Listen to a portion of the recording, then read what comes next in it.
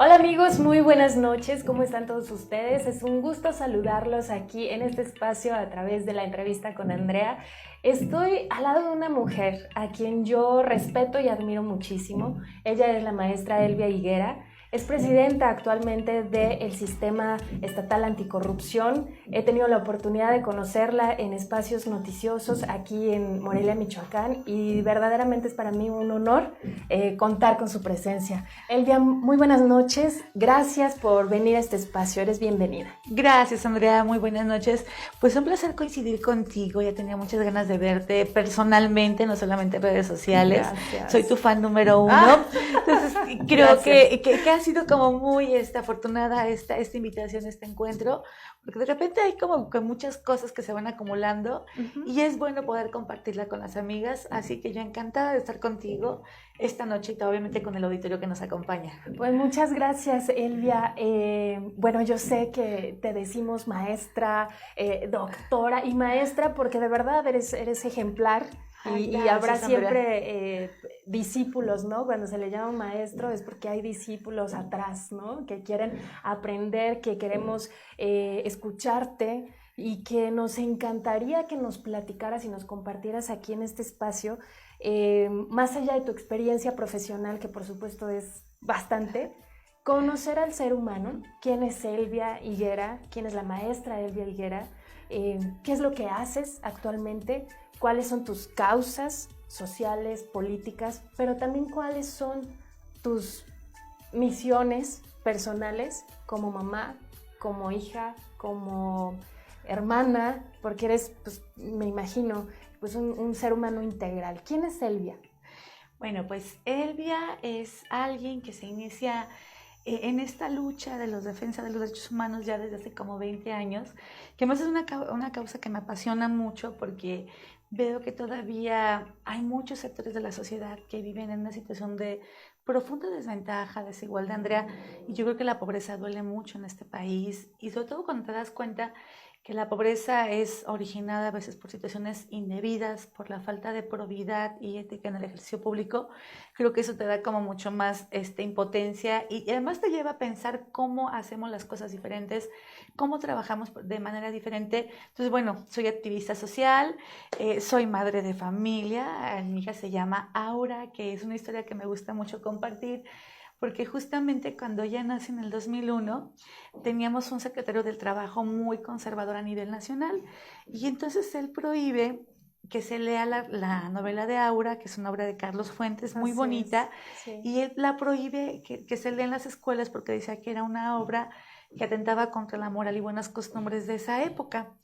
De esa época Que estamos hablando del 2001, sí, él la prohíbe porque dice, es una novela erótica que atenta contra la moral y buenas costumbres, y entonces dije, ay, pues como una forma de protesta le voy a poner Aura a mi hija. Qué bonito nombre. Sí, además es muy bonito. Tenemos un Aura. Sí, ¿no? Exactamente.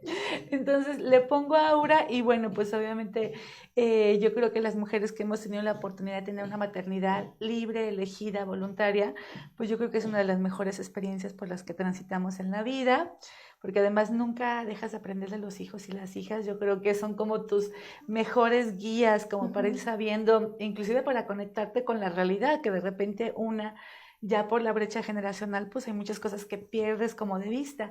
Entonces, amo el ser mamá y me gusta mucho leer. Soy fan de dos autoras, una española y una chilena. ¿Quiénes española, son? Almudena Grandes, Almudena. que además escribe muy fuerte, esa sí escribe muy fuerte. Sí me la han recomendado, ¿eh? Sí, es buenísima. Su literatura es muy erótica, pero es muy, muy buena.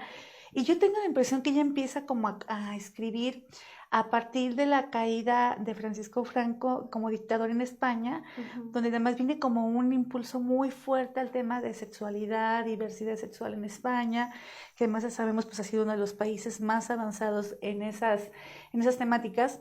Entonces yo tengo la impresión que ella empieza a documentar la España después de Francisco Franco en el tema de las libertades. Y su obra es muy buena. Yo también te la recomiendo. ¿Qué libro me recomiendas? También Esperanza del Consuelo me la recomendó, así que ¿qué libro me recomiendas? Fíjate que yo, empecé a leer de ella Castillos de Cartón, que es una historia de 3 amigos que se conocen en la universidad, y entonces es en una escuela de arte, donde pues hay un pensamiento muy abierto, y los 3 se involucran en una relación afectiva. Los 3. Ajá, son 2 hombres y una chica. Está interesante. Entonces, sí, pero además es un trío como muy bonito, porque muy se acompañan, ajá, muy intelectual. Digo, los 3 aspiran a ser pintores, entonces se acompañan, se cuidan, se protegen. El acuerdo entre ellos es que ninguno se va a enamorar, pero entonces uno termina enamorado de la chica, bueno, los 2, y bueno, eso rompe. Pero la tienes que leer, ya no te la platico tanto. También tiene otra que está muy linda, que se llama Los aires difíciles, que es la última que leí de ella, y también es una historia muy interesante donde, bueno, se entrelazan pasiones entre familiares, los hermanos enamorados de la misma mujer. Entonces es una novela muy bonita, y la más fuerte que tiene es Las edades de Lulú, que es con una novela que inclusive con la que ella gana varios premios a nivel internacional, que es una historia totalmente... ¿De qué trata Las edades de Lulú? Fíjate que es una novela muy erótica, porque habla, de una mujer que justamente no quiere dejar de ser niña para seguirle gustando a su pareja. Porque además, cuando ella se involucra con su pareja, digo que también tiene como ciertos elementos que de repente sí son como de analizar, porque ella empieza una vida sexual chica, una vida, además de manera voluntaria, muy jovencita, como a los 14, 15 años, se enamora de un hermano, de un amigo de su hermano, que es mayor obviamente, y entonces una relación súper apasionada, súper intensa. El tema es que justamente como esa relación es tan plena, cada vez ocupa cosas más intensas como para poder seguir disfrutando, porque justamente como que con él explora toda esa parte de la sexualidad, digo, con situaciones pues ya un poco fuertes. Entonces llega a un grado que ocupa cada vez más y más. Ya no te la cuento porque termina yendo a un club sado y bueno, pasan cosas muy raras. No me la cuentes, pero sí puedo percibir, ¿no? Si tenía 14 años cuando comienza esta situación o esta relación y no quiere crecer, me imagino más o menos por dónde va el tema. Es muy buena, yo creo que vale la pena mucho que la leas. Digo, es una literatura que además recomiendo a ti. A lo mejor en ciertos espacios no la recomendaría porque sí. No apta para todo público. Exactamente. Y bueno, más cercana, Isabel Allende también me parece que es una escritora fabulosa. Yo creo que tiene una vasta obra en el campo de la literatura, que además ella me encanta porque le mezcla mucho partes históricas, es decir, como de repente su realismo mágico está también endulzado con esta parte histórica de lo que se vivió en Chile, y como el tema de la dictadura finalmente es un tema que siempre va a estar presente en casi todas sus novelas. Así es, siempre habla de la dictadura, me parece súper interesante su vida y su obra, ¿no? Pero bueno, interesante escucharte porque no siempre tenemos la oportunidad de saber qué lee la maestra Elvia, qué hace, qué come. Nos hablaste de tu maternidad. Fíjate que voy a retomar el tema. Ahorita que te estaba escuchando hablar de tu hija Aura, del por qué le nombras a Aura y cómo manifiestas que viviste o vives tu maternidad de una forma linda, feliz, decidida, planeada. ¿Qué significa para ti como activista social el simbolismo del pañuelo verde? Platícanos, por favor. Sé que hace algunos meses tuviste una situación bastante compleja aquí en el Congreso del Estado y no vamos a retomar toda esa campaña noticiosa en la que te viste inmersa o atacada, pero nos gustaría desde tu perspectiva cómo lo viviste y qué significado tiene ese pañuelo verde para ti. Gracias, Andrea. Fíjate que el pañuelo verde es un emblema o un símbolo de un movimiento que se está gestando a nivel internacional, pero aquí más cercano, bueno, a nivel Latinoamérica, donde en Chile, Argentina, Colombia, casi todos los países de la región han venido generando este movimiento que se llama Marea Verde. Sí. La Marea Verde es un proceso también de lucha, a nivel región, donde se está intentando lograr incidir en el campo de las legislaciones, es decir, en el campo del diseño de la política legislativa, de tal manera que el aborto deje de ser considerado como un delito. Porque, bueno, además, digo, por lo menos en el caso de México, creo que ya son menos los casos de mujeres que tenemos privadas de la libertad por aborto, pero históricamente el aborto pues ha sido un tema muy señalizado, muy penalizado y criminalizado sobre todo. Hay un tema también de señalamiento social, de criminalización a quien lo hace. Y entonces este movimiento justamente adopta como su símbolo un pañuelo verde que tiene que ver además con el tema de la vida, porque sí creo que estamos a favor de la vida. Digo, de repente como que se asocia el tema del aborto con la muerte o están pugnando por asesinar a niños. No, es un movimiento donde justamente lo que se está pidiendo es que el derecho a elegir de toda mujer sobre un ejercicio de la maternidad pues sea un derecho garantizado por el Estado, de tal manera que la niña, la adolescente o la mujer que decida una interrupción del embarazo lo pueda hacer de manera segura, sin poner en riesgo su vida, sin poner en riesgo su salud. Es decir, a nadie se le induce a que se haga un aborto bajo ninguna circunstancia, no, jamás. Pero si por alguna razón alguna niña que fue producto de una violación o alguna mujer considera que no es el momento adecuado para ejercer una maternidad, pues no tendrías que ser como tan sancionada o señalada por eso. Simplemente si decides hacerlo, pues que el Estado te brinde las condiciones de seguridad para que lo hagas de manera segura. Y si decides no hacerlo, pues también que el Estado te dé como un tipo de acompañamiento, a lo mejor con políticas públicas, para poder tú hacerte cargo de tu hijo, de tu hija, de tal forma que esa maternidad pues no se termine convirtiendo en una experiencia negativa de vida o forzada. O incluso que pierdan la vida. Ajá, o que incluso pierdan la vida, porque justamente a lo que nos ha llevado el tema de la penalización del aborto es que sabemos que es algo que se sigue haciendo en la clandestinidad.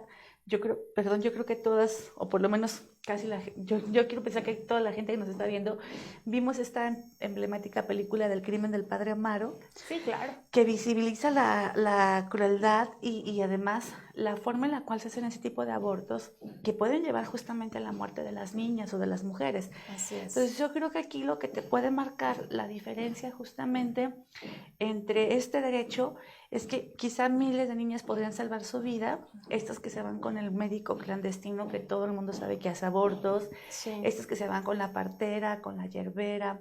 Bueno, hay casos muy brutales. Desgarradores y literalmente. Desgarradores literalmente. Les desgarran sus órganos. Sí, hay niñas que se han perforado, por ejemplo, el útero, intentando sacar la membrana a través de agujas, de coser. O sea, son cosas atroces. Sí. Entonces, cuando hablamos del tema, digo, yo sé que es un tema donde se introyectan una serie de cuestiones éticas, religiosas, hasta cuestiones políticas, porque pues también es un tema que se ha politizado mucho, claro, sobre todo durante la última década.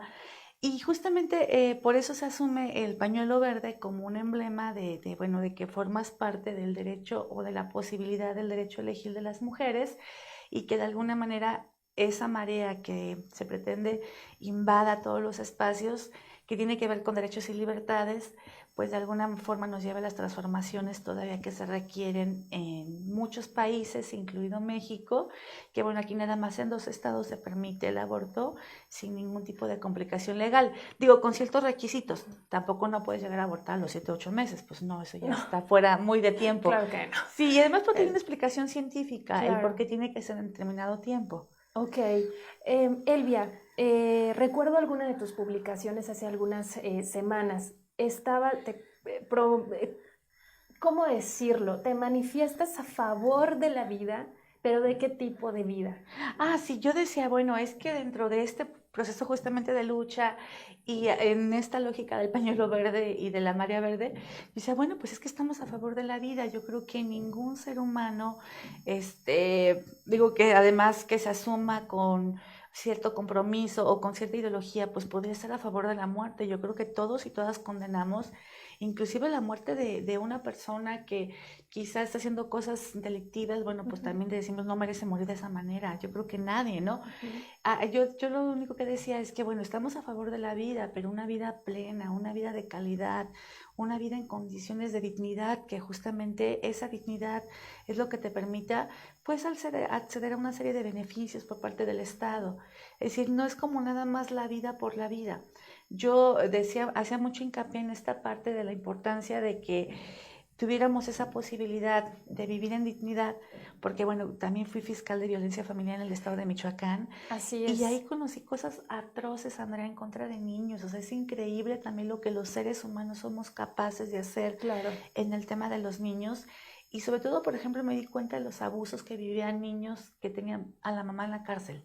Porque eran más niños que quedaban en condición de vulnerabilidad, o hijos de niños, hijos de mujeres que ejercían, por ejemplo, la prostitución, que también el entorno no era el más sano. Ahí de personas. La trata. Y que entras en un cuestionamiento de, ok, está vivo el niño, ¿en qué condiciones, no? Y habrá también grupos humanos que nos juzguen y digan, bueno, sí, pero ¿quién eres tú para decidir sobre la vida de otro ser humano? Pero tú, en esos cargos públicos, en ese acercamiento a los casos, me voy a escuchar como Silvia Pinal, casos de la vida real que son crudos, que son violentos, que te parten el corazón de ver estas situaciones tan complejas.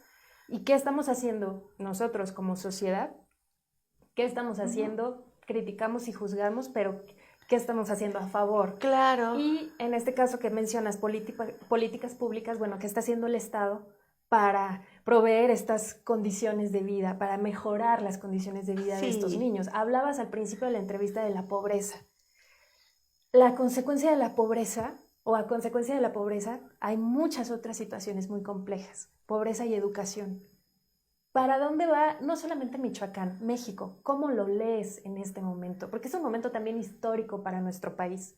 Sí. ¿Cómo lo visualizas de aquí a unos, no sé, 5, 10 años, 50? ¿Cómo lo ves? Fíjate que yo creo que todavía el Estado mexicano va a transitar por un periodo, quiero pensar, un poco prolongado, para lograr quizá bajar sus índices de desigualdad social, porque sí, yo creo que algo en este momento todos tenemos así como muy claro, es que justamente en México la corrupción y la impunidad han sido los dos grandes fenómenos que lo han dañado de manera estructural, que lo han dañado de manera sistemática y que además han dejado un país sumamente endeudado. Bueno, Michoacán es uno de los países más endeudados a nivel nacional, que además es muy interesante porque es de los estados más endeudados, pero que mayor opacidad tienen en el manejo de la información.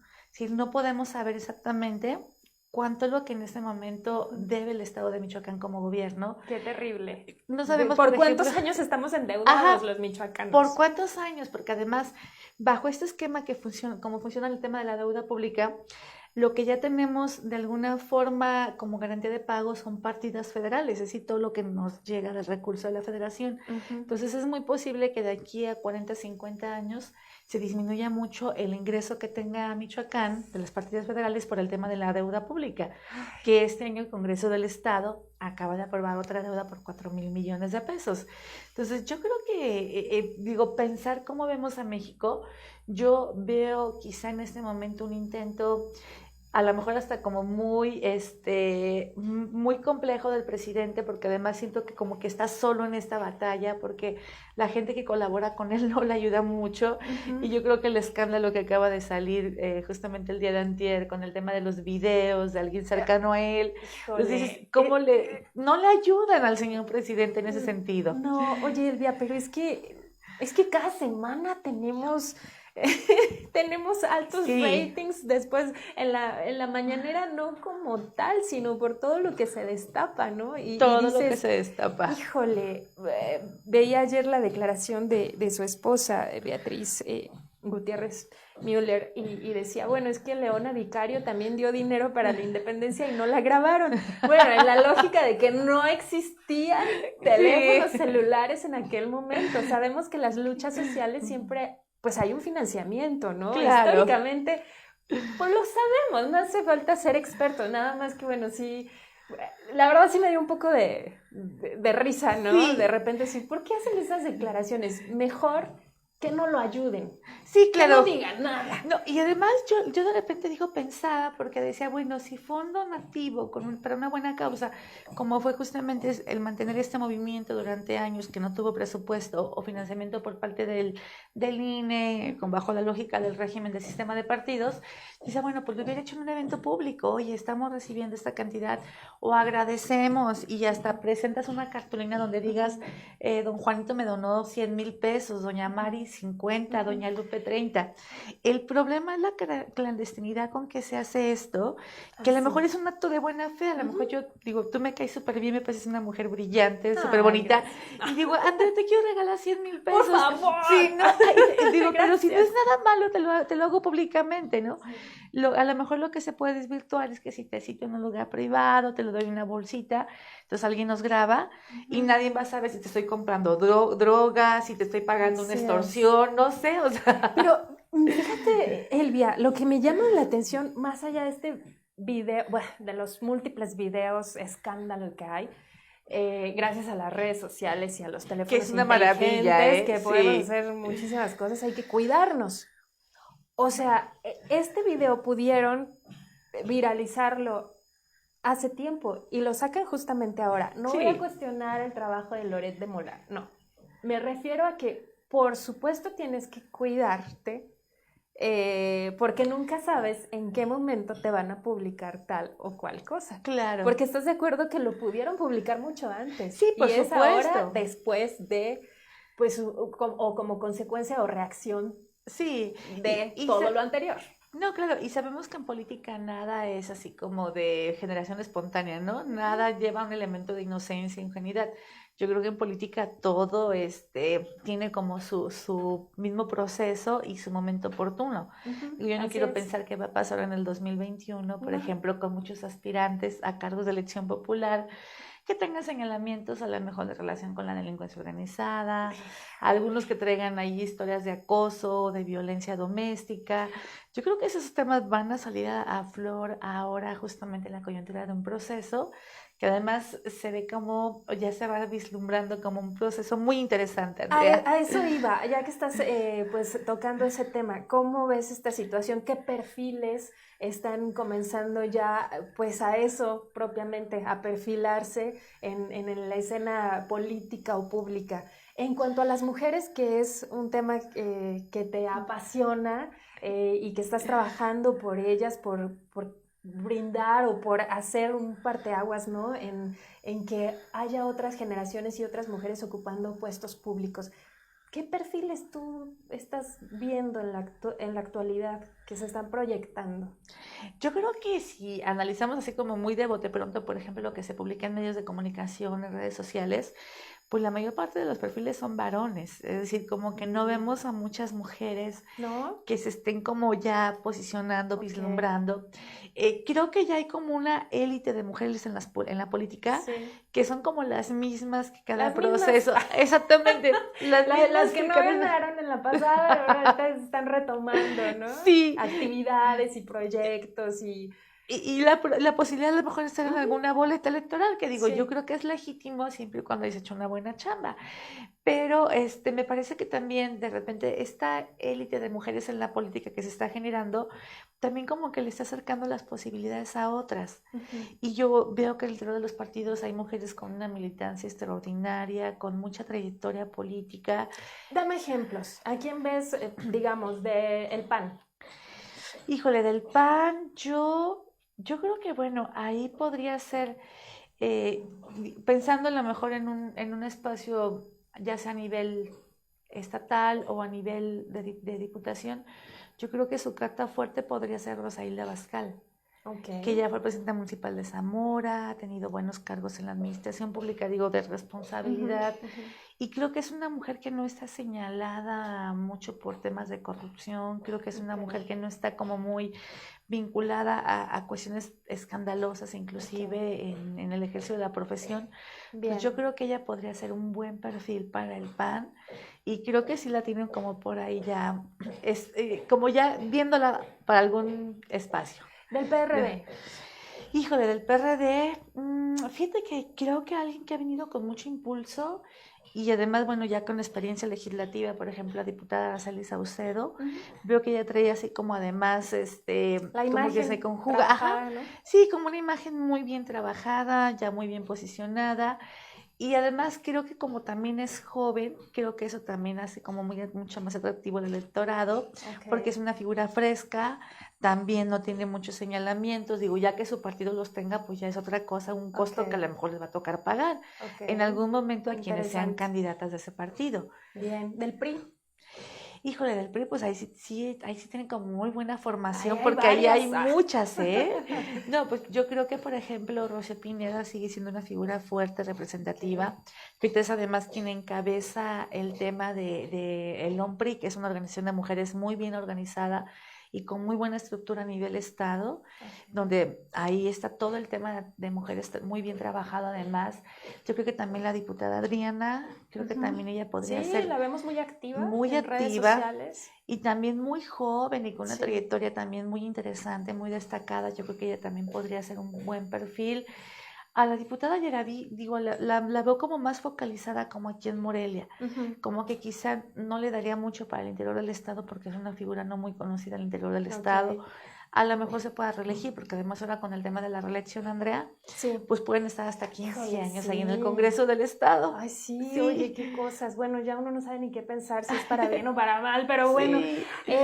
Menciono esos 3 partidos porque, bueno, finalmente son los más fuertes. Obviamente hay otros, no se me sientan los demás. Ya luego haremos un especial de puras mujeres en Así política. es. Sí. Movimiento Ciudadano. Movimiento Ciudadano, pues mira, yo creo que ahí la más destacada es Jimena Bertel, es una niña muy jovencita. Joven, ya estuvo aquí también. Pues la que ya la conoces. Sí. No, y además viene con una fuerza y una energía. Discurso. Es recién egresada de la universidad. De la universidad, ¿no? De Derecho. Que uno ahí cuando ve su energía y toda su pasión dice uno, ay, qué bonito es ser joven, Ay, indudablemente, porque dices, ay, Jimé. Yo también, yo pensaba así. Dices así como que dices, ay, qué bonito es ser joven. Sí. No, Jimé viene con una fuerza muy, muy interesante, y yo creo que el partido sería muy injusto de no voltearla a ver para algún espacio importante, por lo menos ante el Congreso del Estado. Yo creo que sería muy injusto si su partido no la considera, porque además ella le ha dado mucha vida a ese partido político. Así es, mucho movimiento. Sí, mucho movimiento. Dice, ¿no? Mucho movimiento. Y ya para finalizar, el Partido Verde. En el Partido Verde, híjole, pues mira, yo creo que, ahorita pues está la diputada Lucy, que creo que ha hecho buen trabajo en el interior del legislativo, sus iniciativas han sido muy buenas, muy progresistas, pero ahí hay fuerzas de poder masculinas muy, ya como muy añejadas y muy ya perpetuadas al interior del partido. Yo ahí veo complicado, salvo que, saben que por cuota no les queda de otra, pero siento que es un partido que está todavía como bajo el control de ciertos grupos, sobre todo masculinos, que no van a soltar tan fácilmente las candidaturas. Oye, no hablábamos, yo te escuchaba en un foro justamente tocar este tema de las cuotas simuladas. Que no haya simulación de cuotas, ¿no? Sí, o sea, yo creo que es algo que tenemos que ir primero visibilizando, para que por lo menos les dé vergüenza, Andrea.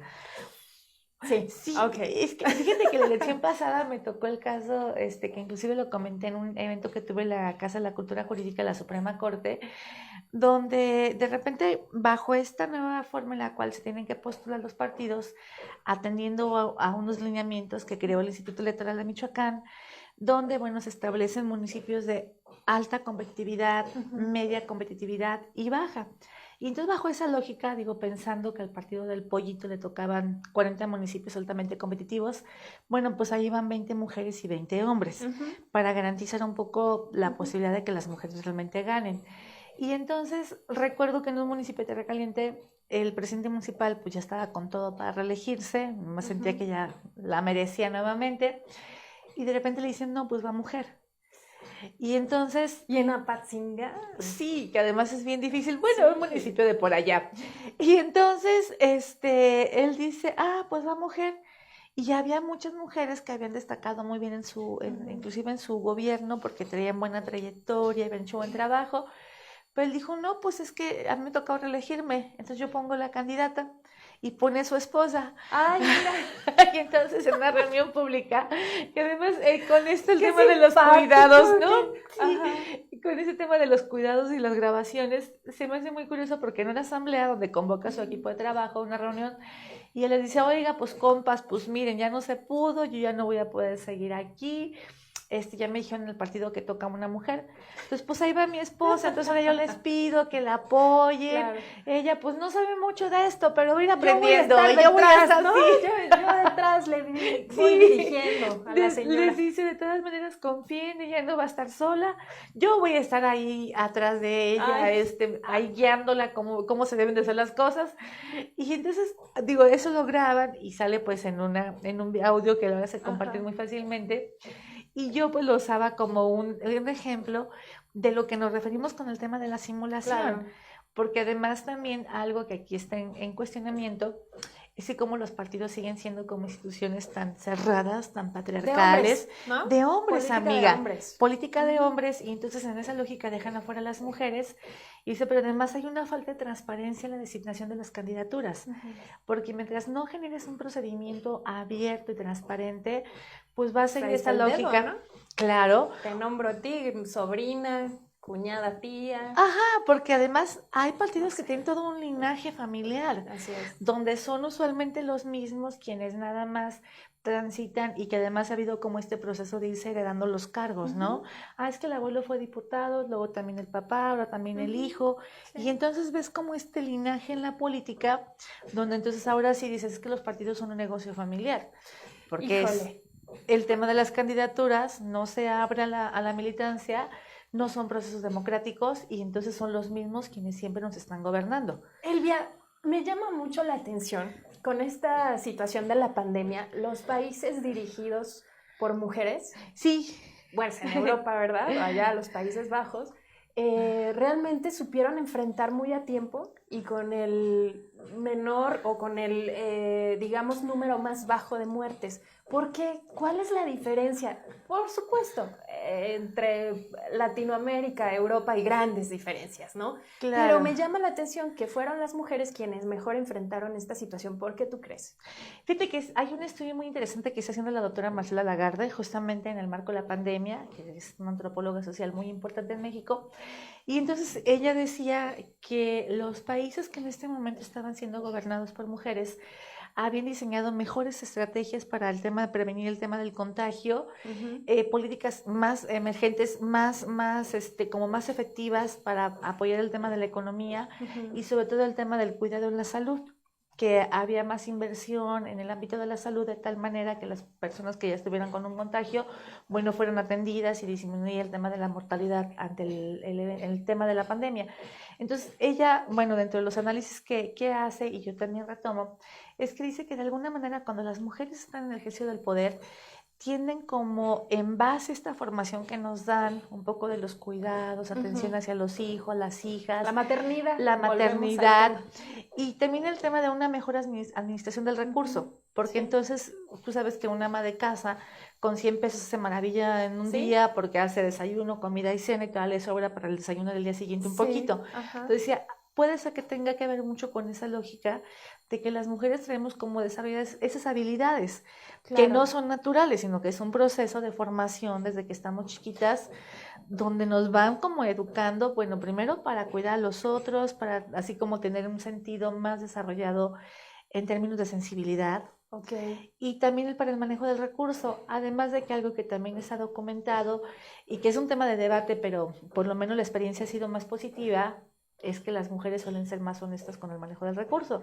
Digo, no todas, hay excepciones a la regla, pues tenemos una Rosalía Robles ahorita en un tema de investigación, entre otras muchas mujeres, pero algo que ha identificado el tema de las mujeres es que suelen ser mucho más cuidadosas con el recurso, suelen no robárselo tanto, o por lo menos en la medida de lo posible no lo hacen.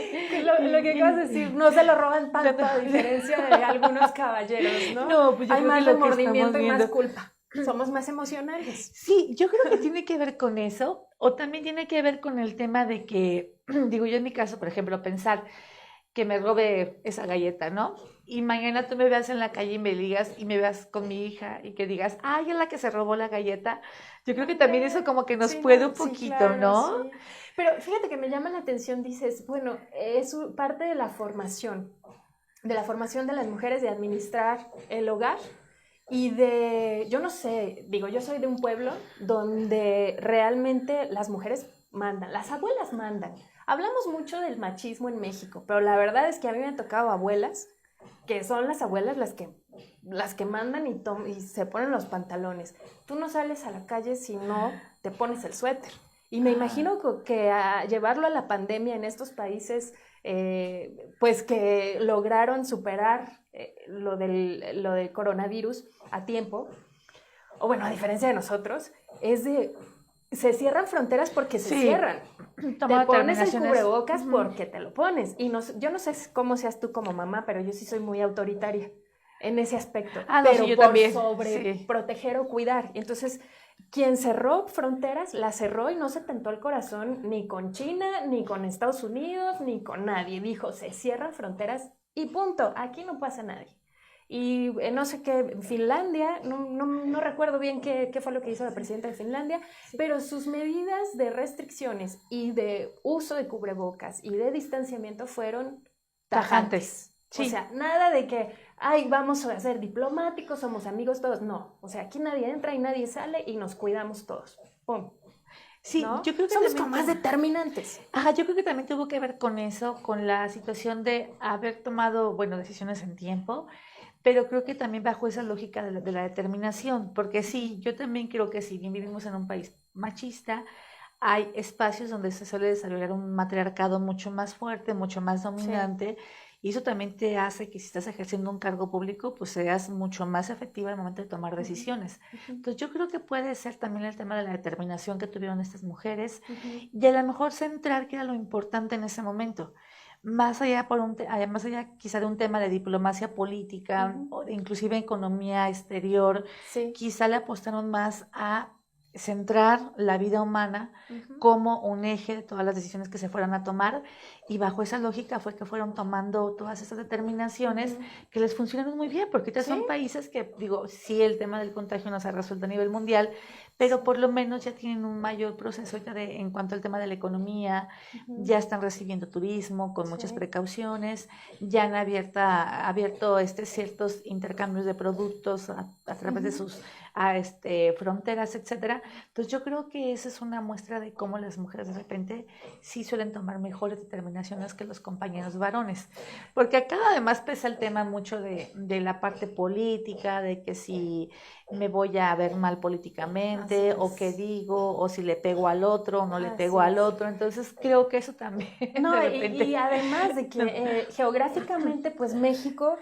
al ser vecino de Estados Unidos, la verdad que eso influye bastante, ¿no? No vamos a profundizar en el tema. Híjole, nos quedamos cortos, yo creo, de tiempo, Elvia, porque pues nos podemos seguir, digo, no sé qué dice producción, pero nos podríamos seguir aquí platicando mil cosas.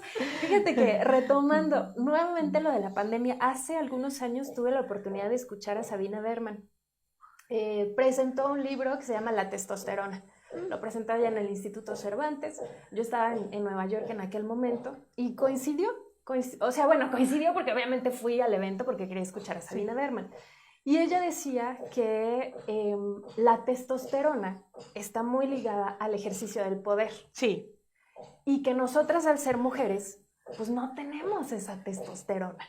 Que genéticamente o biológicamente no tenemos esos componentes químicos. Y mira que lo está diciendo Sabina Berman, ¿no? Que es súper liberal y todo. Pero es que no tenemos ese ADN de los hombres en el ejercicio del poder.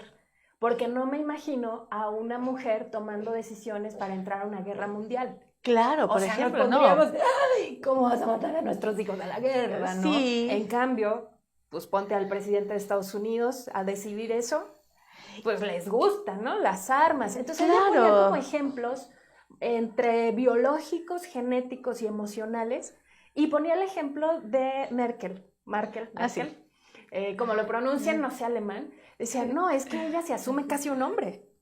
Bueno, está casada, la señora es una científica, y su esposo también la acompaña, pero la que impone es ella, ¿no? Es su presencia y lo que dice Ángela, pues se hace prácticamente en Europa, ¿no? Claro. Entonces decía, bueno, es que ella misma lo ha dicho, casi se concibe como un caballero. Como un caballero de los que toman decisiones fuertes. Entonces, es bien interesante esto de las teorías incluso feministas. Sí. Voy a nuevamente a tomar el símbolo de la marea verde porque sé que te trajo consecuencias políticas y costos. ¿Qué te gustaría decirles a las chicas pues que te siguen, tanto a tus seguidoras como a tus antagónicas? Porque por supuesto, aquí también ha habido invitadas con ideas totalmente opuestas y que a las que hemos comentado. Sí, claro. muy respetables. Yo pues soy mamá soltera porque no me atreví a... pues sí, a practicarme un aborto, ¿no? Pero hay situaciones que ya en la experiencia de vida vas viendo y dices, híjole, este doctor, ¿qué va a atender primero? El aborto de una niña que fue violada y que casi está desgarrada, de 13 años, a una mujer que va a parir, que fue mi caso. El doctor tuvo que decidir entre atenderla primero a ella o a mí. A mí me dejaron al final porque al final... En ese momento de tu parto. En ese momento de mi parto. Ay, qué impresionante. Pero bueno, mi parto fue normal.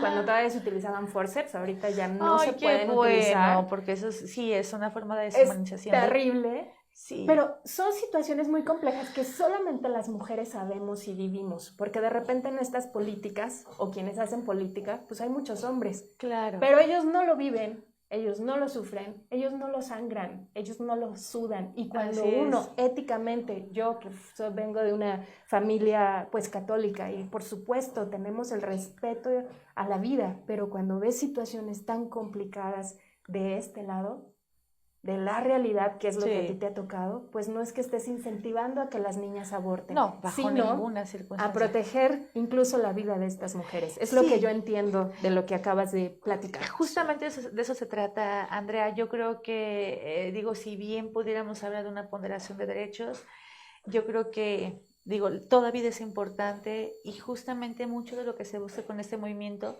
es garantizar que la vida de muchas niñas, adolescentes, mujeres adultas que por la circunstancia que sea decidan transitar por un tema de aborto, porque además fíjate que es interesante cómo el aborto está, la interrupción legal del embarazo, cómo está asociado a otro tipo de fenómenos sociales.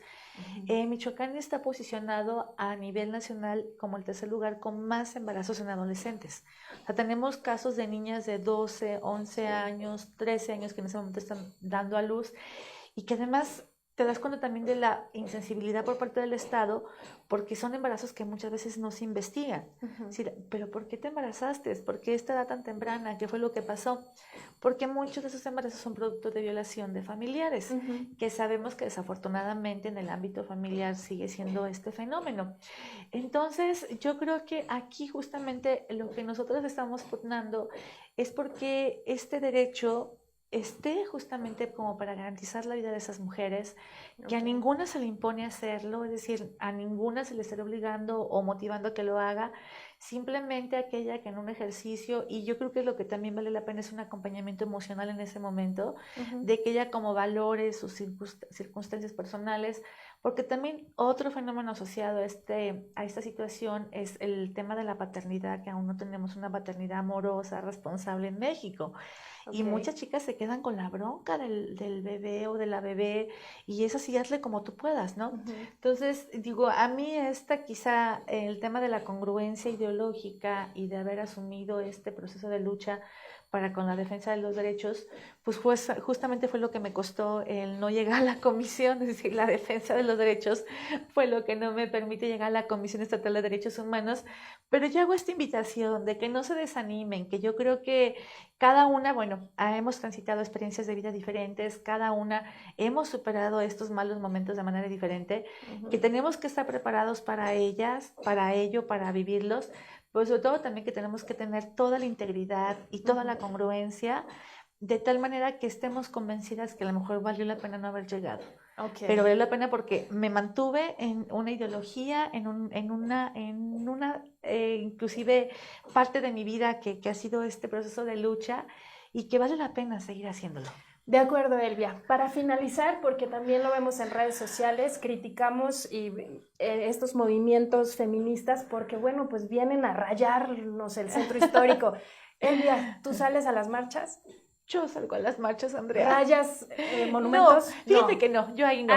A eso iba, pero ¿qué te parece si lo dejamos para otra ocasión? Ya nada más cerramos con esta respuesta que me ibas a dar, pero será motivo de otra charla más adelante, ¿te Claro parece? que sí, Andrea, por supuesto. Porque una cosa es salir a marchar y otra cosa es salir a rayar. Tú no rayas. No, yo no rayo. Ok, no. pues muy bien. Muchísimas gracias, Elvia, por acompañarnos en esta entrevista que más bien fue una charla.